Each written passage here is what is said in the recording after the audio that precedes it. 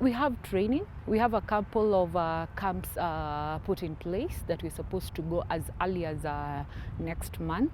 Then we have some invitational tournaments that we're looking forward to, and one that has been 100% confirmed by the hosts and World Rugby is Spain. There's a tournament in Spain, Madrid, next month. If all goes well, the team is supposed to leave on the 14th of next month. It's a tournament that has been spread out to 2 weeks. Of course, because of these COVID things, we have to spread in a bubble of 1 week a tournament, then a bubble of another 1 week, then a game. So it has been spread out to 2 weekends, running across 2 weeks. It's important because the last tournament we played, a high performance tournament that we had was in Dubai in 2019 December. So you can imagine we've had a whole year without a tournament. And for something like rugby, you do the conditioning, you do the fitness, but you get the game. There's something that we call game or match fitness.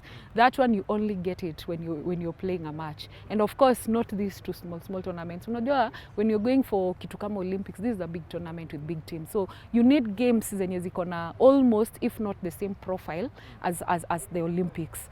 So for this game, najua it will prepare us. 1, match fitness. 2, the game awareness. Those ones you can only achieve when you have a tournament. Yeah.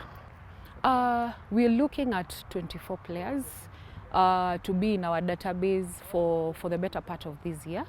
Simply because even for the Olympics, we need a very, very good and strong team. And you can only achieve this when you have a lot of competition in the teams. Hatutaki ile kitu inakuwa too obvious. You know, for rugby muambia watu, saizi siezi tisho team inaenda Olympics and I tell you this is the team. We have to go through a series of competitions, a series of conditioning, strengthening and skills. They'll come up with a final, maybe 12 or 13 draft of players.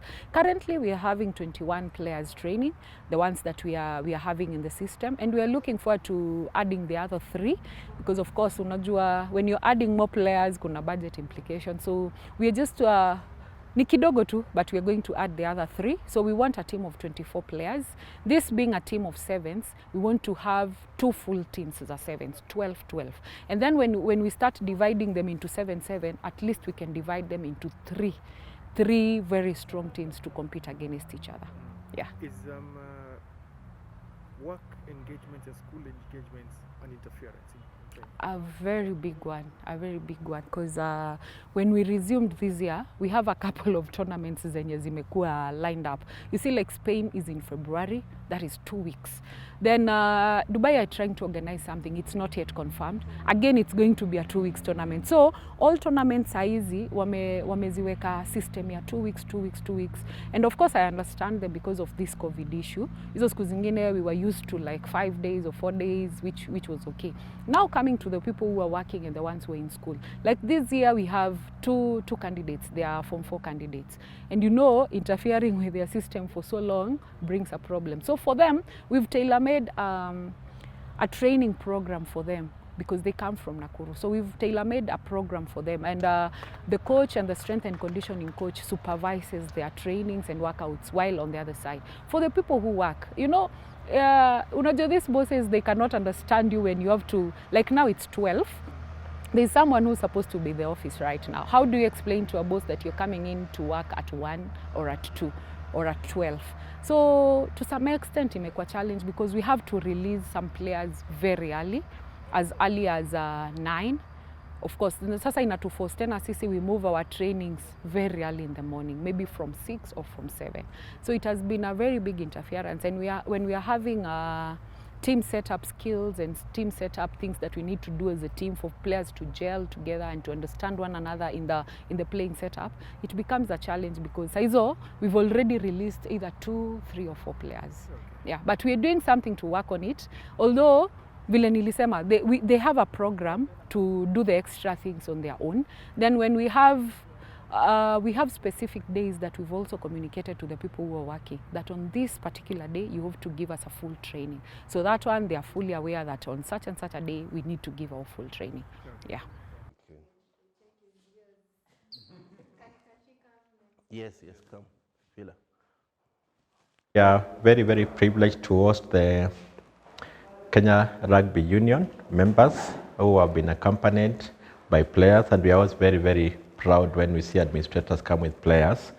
To first say we are grateful to Kenya Rugby for immediately resuming training.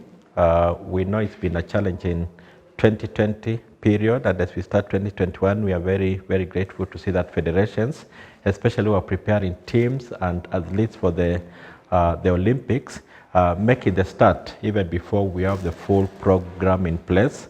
And therefore, we'd like to thank the administration of the Kenya Rugby Union for that very bold and courageous step of taking a team sport to training and preparing them effectively. We are also very proud to know that tomorrow they'll be making an announcement in terms of their participation, travel to Spain, and what we now believe will be very, very effective and well-planned training and competition in Spain. And we are wishing them all the best as they go to Spain.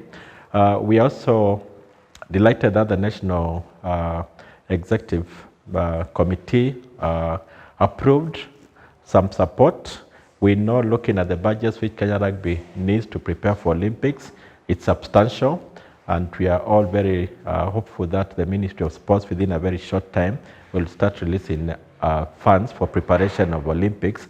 But for now, as we wait for the government processing to end or to come to a successful end, we are going to present some support from the National Olympic Committee, which will assist Kenya Rugby Union to continue the very good work of preparing the teams.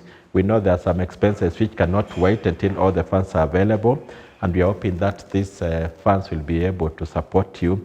In general, what we always do is support our federations with the little amount which is available, and we are hoping that the little amount will be able to make a big change in terms of the teams, because Kenya is very proud that for the first time we are going to have 3 team sports, and 2 of those 2 team sports are coming from one federation. And that is an indication of how much the Kenya Rugby fraternity has worked very hard, and we are calling on the other federations to take that as an example. 2 team sports from one federation is extremely good, and the other one being from Kenya Volleyball. And we are hoping that going forward, we are going to have more team sports to be part and parcel of the Olympics program. And for now, is to wish you very well, to hope that this amount will be able to support you and to assist you. And as you travel to Spain and come back, we wish you success. We look forward to a very successful outing. And more importantly, we are looking forward to a team which will be very, very well prepared for Olympics. Thank you.